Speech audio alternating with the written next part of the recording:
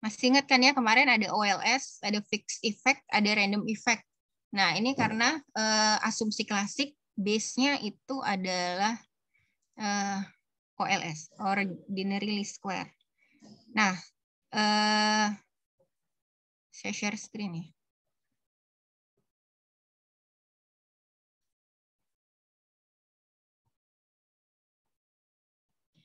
Nah, ini kan sebenarnya saya ke learning objective dulu deh. Nah, learning objective kita ini akan membahas 4 asumsi klasik yang harus kita yang harus kita comply sebelum kita mengambil inference atas suatu hipotesis gitu ya, mengambil kesimpulan atas suatu hipotesis.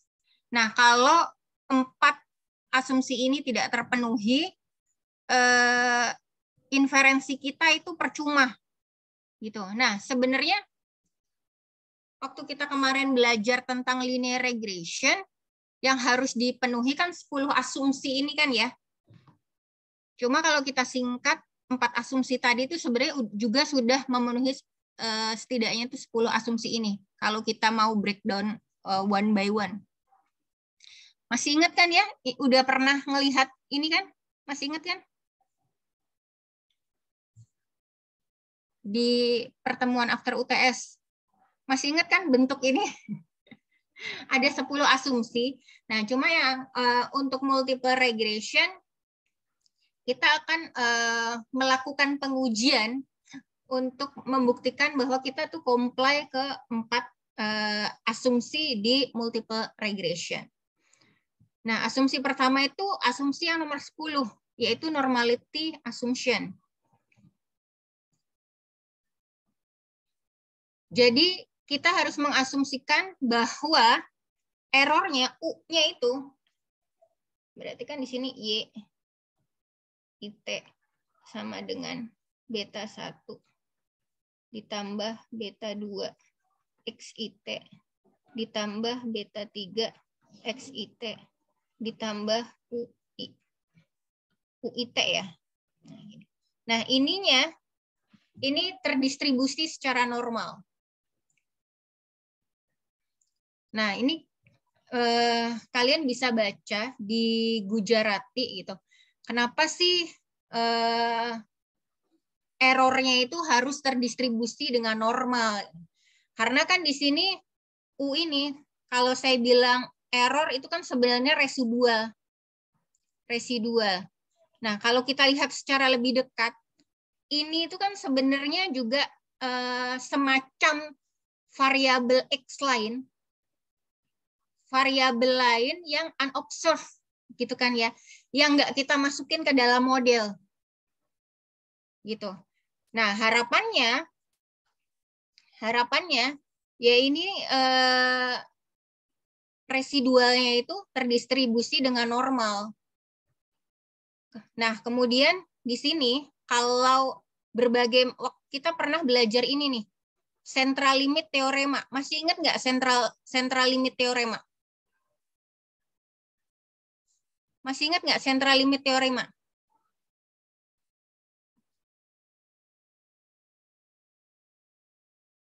Ada yang masih ingat central limit teorema?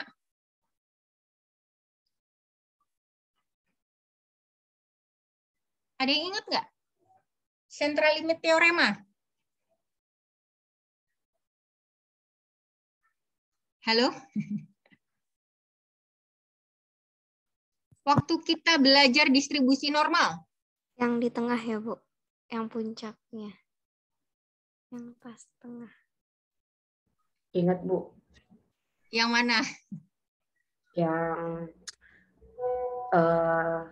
kalau dia makin gede sampel size-nya, dia tuh makin mendekati distribusi normal. Iya, betul. Iya, betul gitu. Nah, kalau menurut central limit teorema kan setidaknya itu minimal sampel kan 30 ya. Nah, cuma ada beberapa varian dari CLT itu mengatakan bahwa walaupun jumlah variabel itu nggak besar, atau variabelnya itu nggak strictly independent, tapi penjumlahannya itu mungkin saja bisa normally distributed. Nah, ini ada di buku khusus di buku khusus tentang yang bahas CLT. Aduh, saya lupa namanya siapa ya. Ini. Nah, tadi kan dibilang ya bahwa kita harus memenuhi normality assumption, bahwa error residual itu harus terdistribusi dengan normal. Nah, di sini dengan normality assumption, probability dari distribusi OLS estimator itu dapat dengan mudah dihasilkan karena properti dari normal distribution gini. Jadi gampangnya gini. Kenapa harus distribusinya normal? Karena B1 dan B2 itu kan diasumsikan linear ya. B1, B2 itu kan seharusnya juga linear juga dengan U.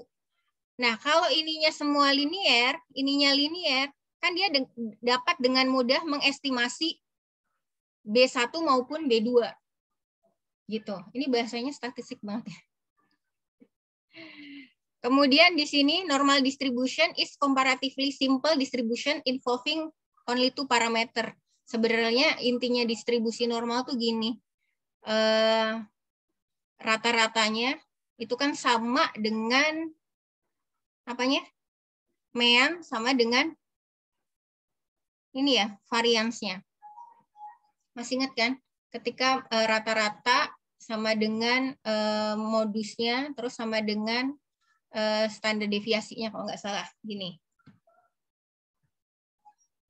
Nah, kemudian, ini ada yang satu catatan.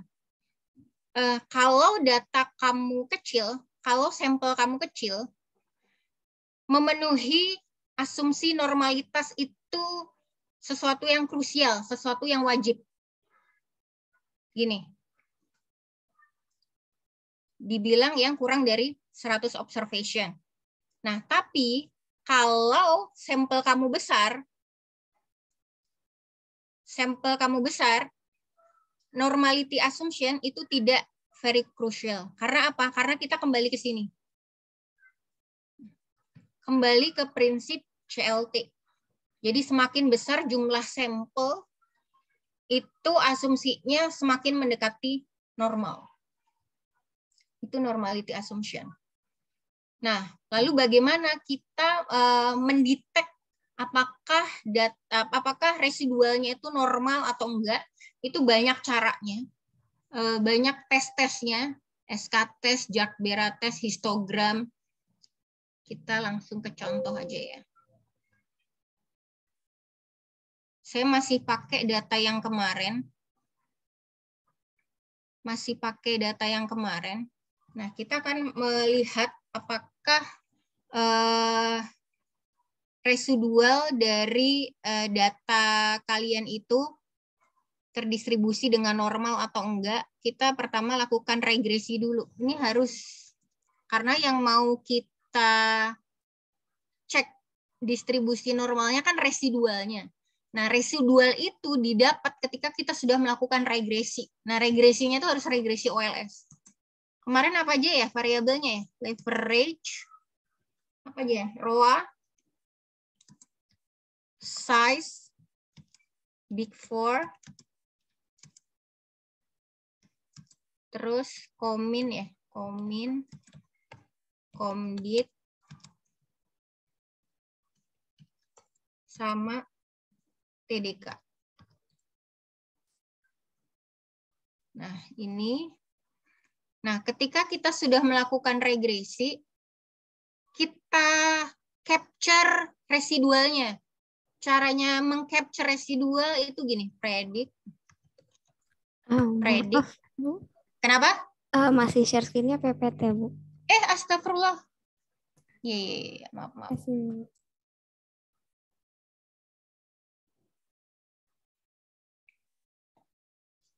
Kelihatan? Iya, Bu.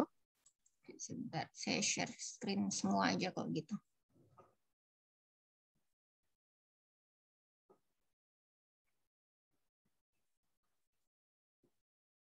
Biar gampang kembali ke...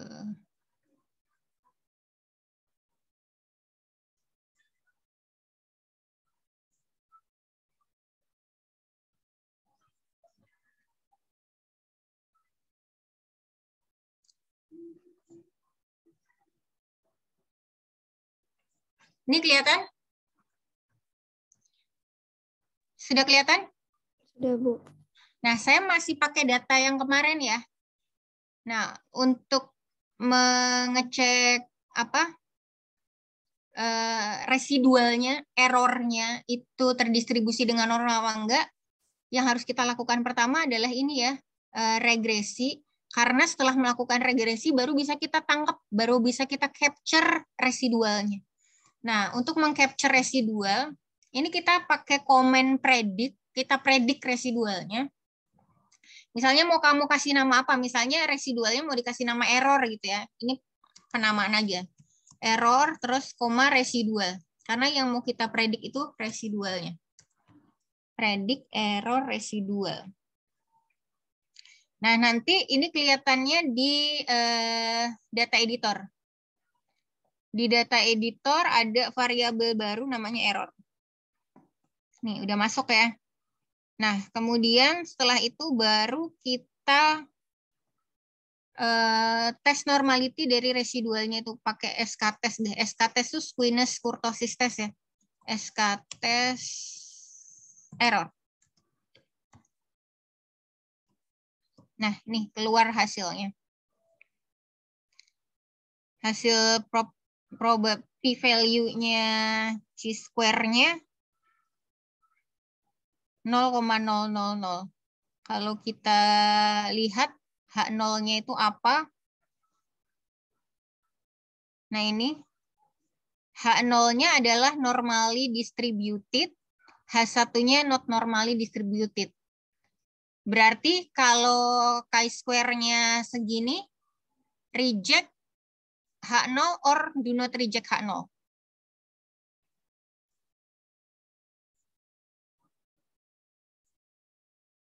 P-value harus kurang dari alpha untuk bisa reject H0. Ini apa? 0,00, Bu. Iya, 0,00 berarti kan kurang dari alfa yang 0,5 kan. Alfa kita kan 0,05 nih. Berarti keputusannya adalah Reject ya, Bu. reject H0. Berarti artinya apa? Residualnya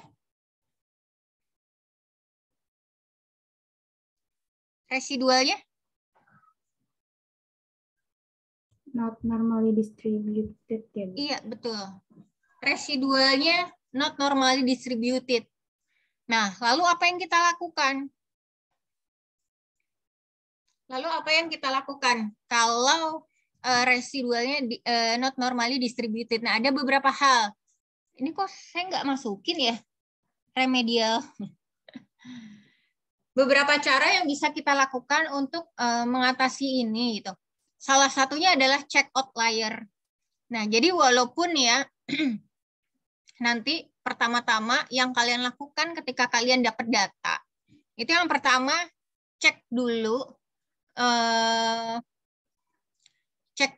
apakah ada missing data atau enggak gitu.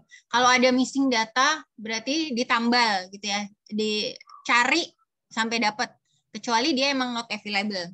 Terus yang kedua, lakukan ini normality test. Kalau misalnya residualnya nggak normal, berarti cek outlier-nya gitu. Nah, nanti akan saya ajarin cara ngecek outlier, nanti di breakout room aja ya. Oke, kemudian yang terakhir nih, kalau misalnya data udah di treatment, udah di check outlier-nya. Nah, outlier itu kan bisa di treatment dengan berbagai macam ya, bisa dibuang, bisa di winsorize gitu, atau bisa ya udah do nothing gitu. Nah, kalau kita yang udah di tahap do nothing itu berarti kita udah rely on pada asumsi yang CLT tadi, central limit theorema gitu.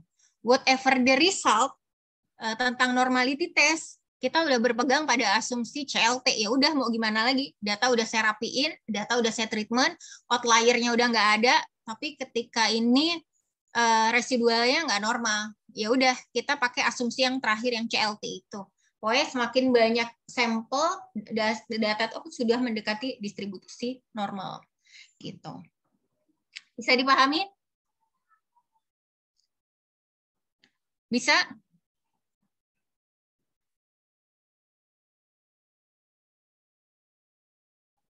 Bisa dipahami, guys? Bisa, Bu. Oke, lanjut. Asumsi yang kedua. Asumsi yang kedua itu no exact collinearity between X variable. Nah, ini bahasa gampangnya itu multicollinearity. Nah, kita itu menghadapi masalah ini ketika independen variabelnya antar ya, maksudnya ini antar independen variabel itu berkorelasi secara sempurna. Nah, di sini kalau multicollinearity-nya itu terjadi secara sempurna, koefisien regresinya itu tidak dapat ditentukan dan standar error-nya itu infinite. Begitupun kalau less than perfect.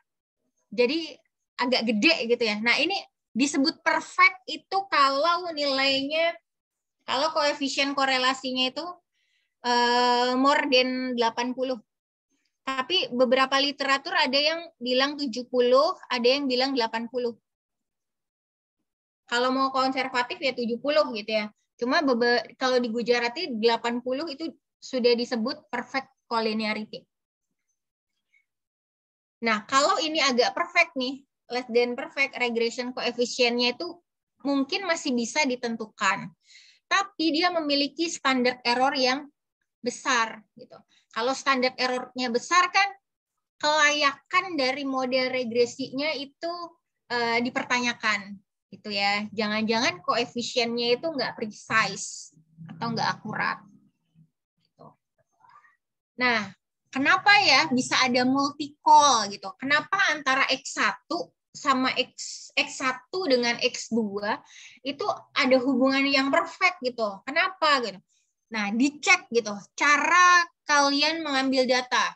Cara pengambilan datanya seperti apa gitu kan? Apakah sampel yang diambil itu terlalu dikit?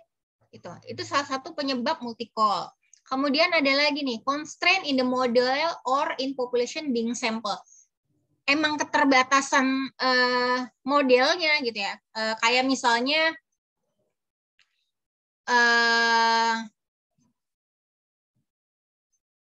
apa ya, keterbatasan model tuh ya emang faktor-faktor yang misalnya nih, faktor-faktor yang mempengaruhi konsumsi. Misalnya faktornya adalah gaji sama apa ya? Faktor-faktor yang mempengaruhi konsumsi itu apa? Gaji sama misalnya gaya hidup gitu. Seandainya gaya hidup bisa diukur ya gitu. Gaji dan gaya hidup gitu. Nah, antara gaji sama gaya hidup itu kan misalnya ya secara teori kan dia emang berhubungan secara teori. Secara teori dia berhubungan. Nah, itu yang disebut dengan keterbatasan di dalam model. Jadi ya secara teori X1 dan X2 itu memang berkaitan gitu. Ya wajar ketika terjadi multicollinearity.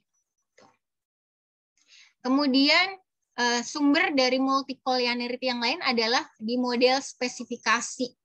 Jadi model spesifikasi itu apakah kalian tidak memasukkan variabel yang penting ke dalam model atau sebaliknya memasukkan variabel yang nggak perlu sebenarnya di dalam model, yaitu model specification.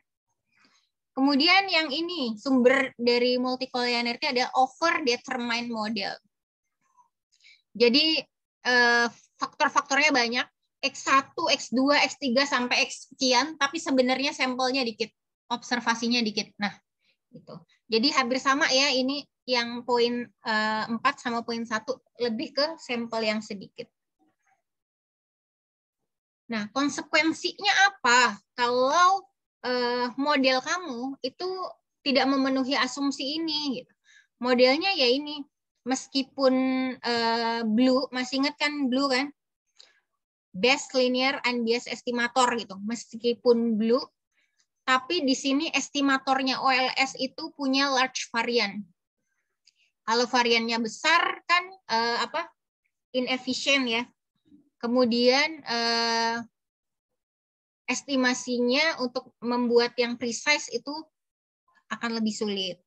Nah, karena konsekuensi nomor 1 ini menyebabkan confidence intervalnya lebih lebar gitu. Kalau confidence intervalnya lebih lebar, kemungkinan untuk mereject H0 kan makin kecil.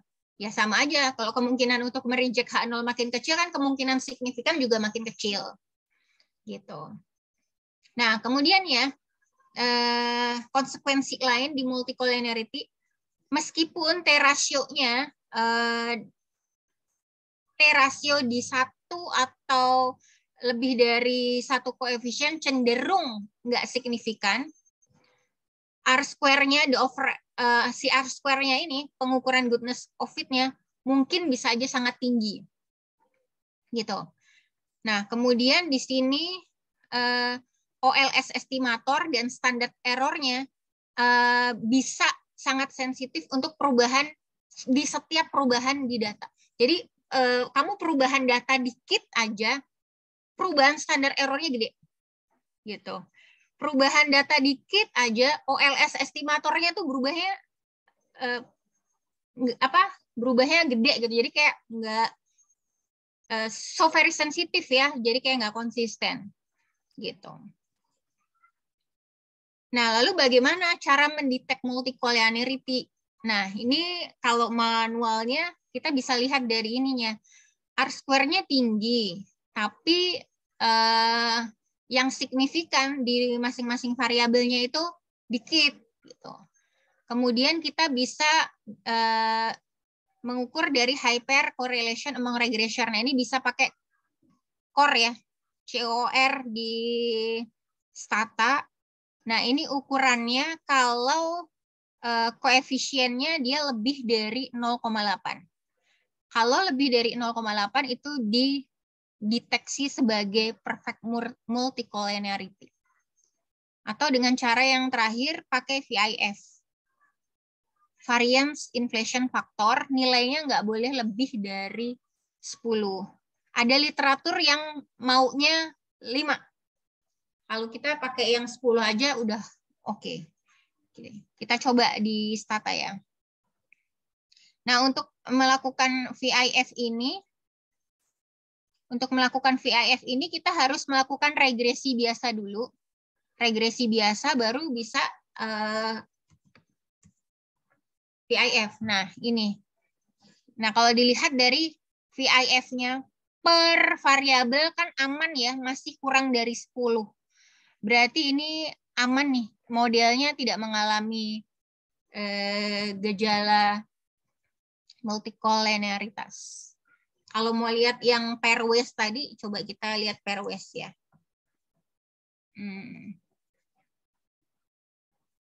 Ini core. Nah, ini. Lihat aja nih antar variabel X-nya.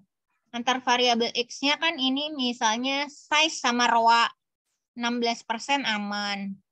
Big Four sama ROA 15% aman. Nah, ini nggak ada kan yang lebih dari, oh ini ada nih, TDK sama Komin ya.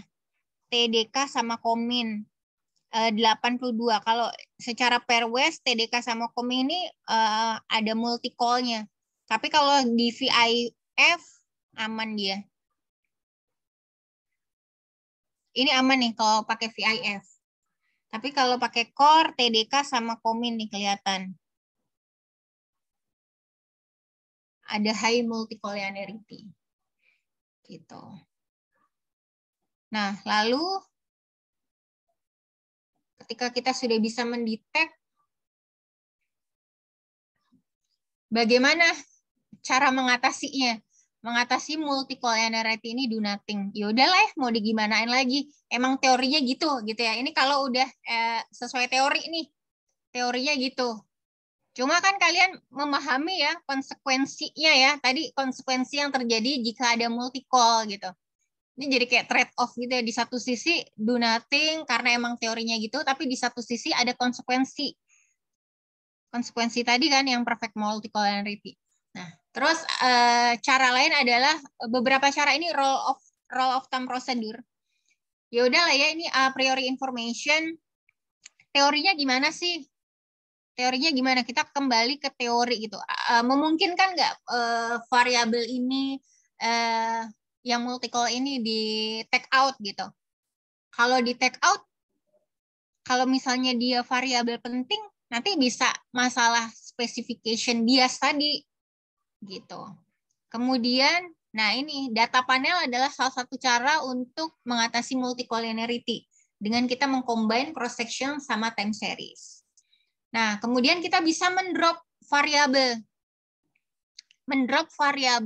yang multicolor tadi. Kayak misalnya tadi kalau menurut korelasi kan tadi si TDK sama Komin kan multicolor ya. Nah, pilihannya kita bisa mendrop variabel itu. Atau kita mencari teori lagi, variabel mana sih yang penting, jangan-jangan belum masuk. Gitu. Kemudian cara lain adalah dengan transformasi variabel. Nah, transformasi variabel itu bisa dengan first different form atau ratio transformation. First different form ini kayak gini nih, misalnya kayak tadi, YIT sama dengan B0 ditambah B1 X1 ditambah B2 X2. Nah, kita transformasi variabel ini, kita transformasi jadi first different form itu jadi kayak kita cari deltanya gitu. Jadi ini kita cari deltanya. Jadi delta YIT ditambah B0 ditambah beta 1 delta X1 IT ditambah beta 2 delta X2IT. Jadi ini nilainya, nilai deltanya ini kita cari. Jadi nilai X2 tahun T dikurangi nilai X2 T-1 gitu. Jadi kayak selisihnya. Gitu. Ini kalau mau pakai cara first different form. Atau mau pakai rasio transformation. Nah, rasio transformation berarti modelnya itu kayak dibikinin rasio gitu. Kayak misalnya ini semua dibagi sama total aset ya. Misalnya ini Y-nya dibagi total aset. Total aset ini dibagi sama total aset, ini dibagi sama total aset, ini dibagi sama total aset. Gitu. Jadi dibikin rasio jadi kayak model baru. Ini dibagi total aset. Gitu. Paham nggak? Bisa dipahami?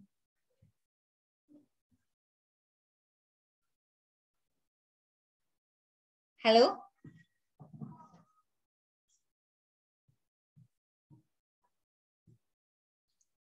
Halo, masih bersama saya? Masih bersama, Bu. Bisa diterima?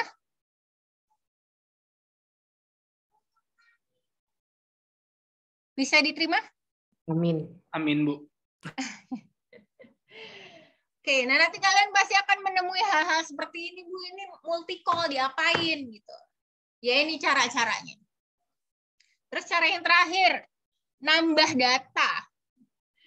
Nah ini beberapa penelitian agak susah kalau nambah data. Oke, kalau di Indonesia nggak ada, ya udah saya perluas deh. Jadinya sampelnya ASEAN. Nah, itu bisa. Oke, lanjut. Asumsi berikutnya, homoskedastis atau konstan varian. Nah, asumsi yang diinginkan oleh OLS klasik itu kan varians, maksudnya variansnya di sini varians dari residualnya ya. Standar deviasi kuadrat dari residualnya itu konstan. Kalau digambarkan gini. Kan X1, X2, X3. Konstan. Ini anggap aja konstan. Nah, ini homoskedastis. Kalau heteroskedastis gini. X1, X2, X3. Ini ada yang gini, ini ada yang gini, ini ada yang gini gitu. Nah, ini heteroskedastis. Yang kita inginkan adalah ini. error variance-nya konstan.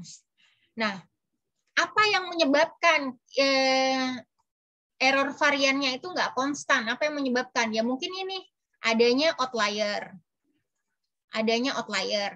Atau kamu violating asumsi ke-9. Model harus correctly specified. Nah, correctly specified itu apa? Apakah kamu lupa memasukkan variabel-variabel yang penting, atau malah kebalikan yang variabel nggak penting dimasukin. Nah, itu. Jadi emang harus based on teori nih kalau mau masukin variabel. Nggak sekedar variabel ini dimasukin sebagai variabel X, enggak. Jadi harus emang based on teori. Oke, another source heteroskedastis lagi ini adalah Squener. Oke. Jadi datanya itu menceng ya, data variabel di X-nya itu di regresornya itu mungkin squeamish menceng gitu ya. Jadi mungkin datanya, nah gitu. Ya gitulah ya, menceng ya. Kan yang bagus kan begini ya, data itu kan yang bagus gini. Nah mungkin data X-nya itu antara gini atau gini. Nah, kemudian penyebab lain dari heteroskedastis ini, incorrect data transformation. Tadi kan cara mentransformasi data kan tadi ini bisa pakai first different form, jadi kita pakai delta, atau kita pakai rasio. Kita rasioin, kamu mau pakai total aset kek, atau mau pakai dirasioin pakai sales kek. Nah, itu mungkin kesalahan dari waktu data transformation. Atau incorrect functional form. Nah, misalnya harusnya misalnya dia kuadratik tuh, tapi kamu buat linear.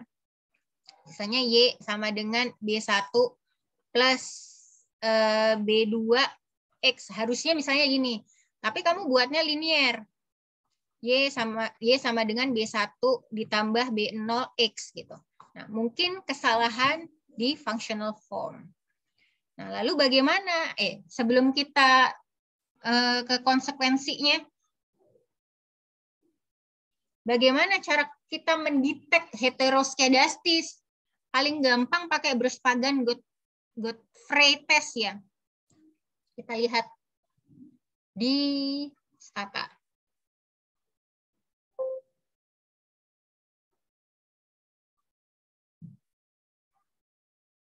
Nah, kita mau ngedetek ada nggak heteroskedastis di model kita. Tinggal pakai head test aja nih, head test. Nah, ini kan kita lihat di probability dari chi-square-nya 0,000. Aturannya seperti apa? Nah, prop C-nya ini lebih kecil daripada alpha, maka reject H0. H0-nya tuh konstan varian. H0-nya konstan varian, berarti kalau reject H0, berarti artinya variance tidak konstan. Berarti model kita tadi belum lolos nih dari gejala heteroskedastis. Kalau kamu nggak melakukan apa-apa terhadap heteroskedastis, konsekuensinya apa? Ya ini, inference kita, kesimpulan kita akan hipotesis kita misleading jatuhnya. Terus apa yang kita lakukan gitu? Kamu kalau ada ketemu heteroskedastis, apa yang kita lakukan? Nah ini remedial measure of heteroskedastis, kita pakai robust standard error. Kalau di Stata itu tinggal gini. Istilahnya errornya kita bikin kebal gitu ya. Gini tinggal red, kita kasih komen robust. Nah ini. Nah ini udah nggak usah dicek head testnya lagi. Berarti ini output terakhir kita. Kalau kita menemui masalah heteroskedastis. Sampai sini dipahami?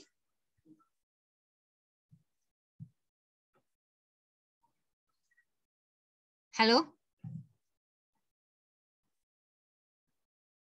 Masih berusaha mencerna, Bu. Oke, nanti kalau udah ngerjain data beneran baru ini, oh iya ya, oh iya.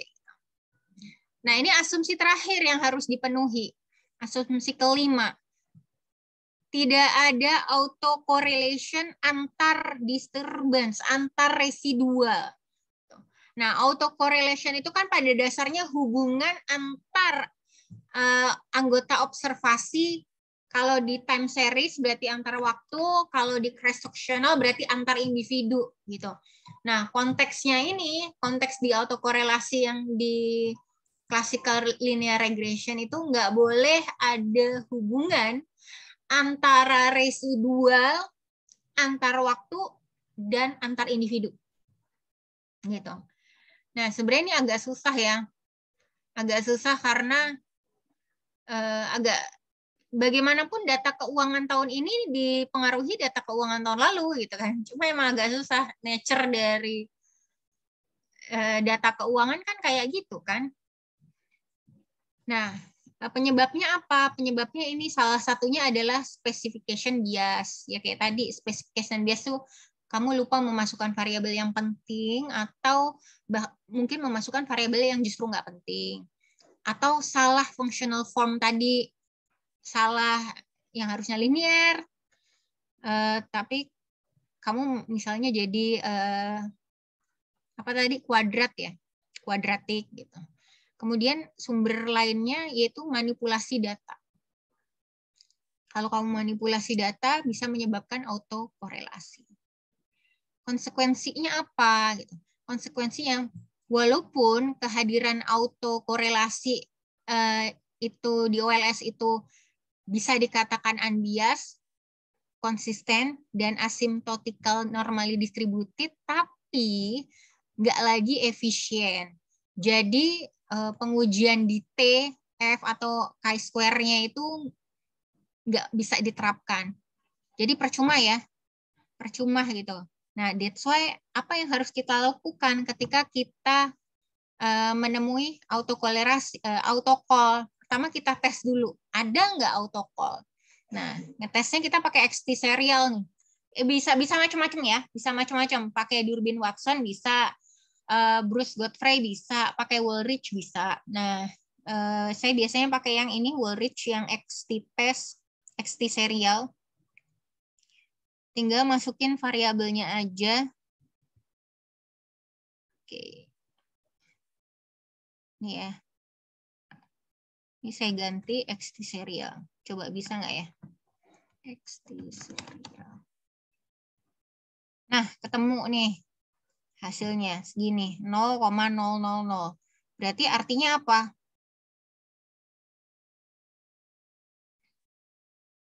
H0-nya no first order correlation, no first order auto correlation. Berarti kita kan reject H0 ya. Kalau reject H0 berarti di sini ada autokorelasi. Ada autokorelasi. Lalu apa yang dilakukan? Apa yang dilakukan kalau ada autocall? Salah satunya GLS method. Nah, GLS methodnya seperti kemarin yang kita lakukan. Kita pakai random effect. Pakai random effect bisa pakai GLS atau Newey-West method. Coba yang GLS dulu ya. Kalau yang GLS itu kemarin yang random effect itu. X-direct. Ini random effect. Nah, ini kan random effect GLS regression. Nah, nih. Kalau kita sudah melakukan random effect, asumsinya itu nggak ada autokorelasi. Ibaratnya tuh udah di residualnya itu udah di treatment sama si GLS ini. Gitu. Atau ada cara lain, bisa juga pakai robust tadi. Robust tadi juga bisa untuk mengatasi autokorelasi. Karena robust kan yang tadi itu kayak memperbaiki residualnya itu. Banyak jurnal-jurnal sih tentang stata, bagaimana cara mengatasi heteroskedastis, bagaimana cara untuk mengatasi autokorelasi. Gitu. Yang penting adalah kamu paham bahwa ketika kita mengestimasi OLS, setidaknya kita harus memenuhi asumsinya, harus comply sama asumsinya. Karena apa? Biar kesimpulan yang kita ambil itu benar gitu loh. Jangan sampai sia-sia. Gitu sih kira-kira. Kebayang apa yang kalian lakukan? Saya udah kasih outline tugas kan? Jadi Udah. semua tes-tes itu harus dilakukan dan interpretasinya. Gitu. Walaupun nanti deskripsi kalian belum tentu ya, kalian kayak gini gitu. Oh, saya mau pakai yang lebih canggih, Bu. Bukan multiple regression with panel data, saya mau pakai yang lebih canggih, nggak apa-apa. Ini kan basicnya. Nanti ketika dapat jurnal penelitian, terus topiknya khusus, bisa aja pakai metode yang lain. Gitu. Misalnya kalau dependent variabelnya itu dummy, kalian nggak bisa pakai multiple regression. Pakainya logistic regression, kayak gitu. Jadi nanti tergantung penelitiannya apa dan harus tahu alat analisisnya apa. Gitu. Kebayang dulu.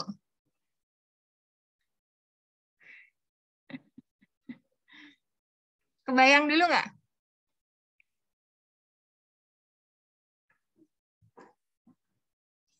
Yang lagi pada skripsi pasti lebih nyambung. Ya, Bu. Lebih nyambung kan? Lumayan, Bu. Di ARM nanti diulang lagi kok, tenang aja. Di ARM itu nanti ada 3 pertemuan tentang stata. Jadi akan diulang. Kemarin udah, Bu. Udah, Bu, yang pertama. Sampai reshape doang, Bu. Oh, reshape. Terus ke apa? Udah uji pemilihan model? Minggu Belum, depan. minggu depan. Oh, minggu depan. Asumsi klasik? Minggu depan juga, Minggu Bu. depan. Oke.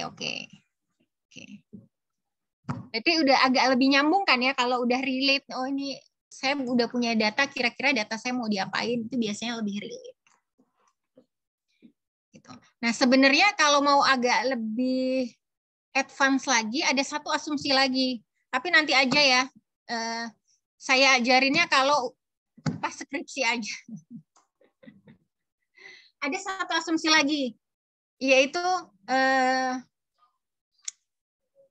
kalau tadi kan nggak boleh hubungan antara X gitu ya. Ada satu asumsi lagi, nggak boleh ada hubungan antara U sama X.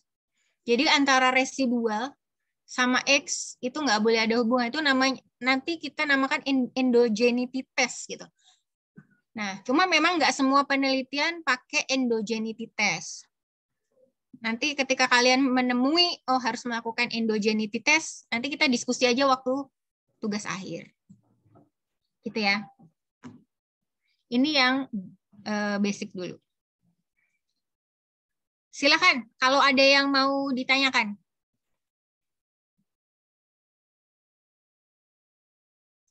Jadi udah kebayang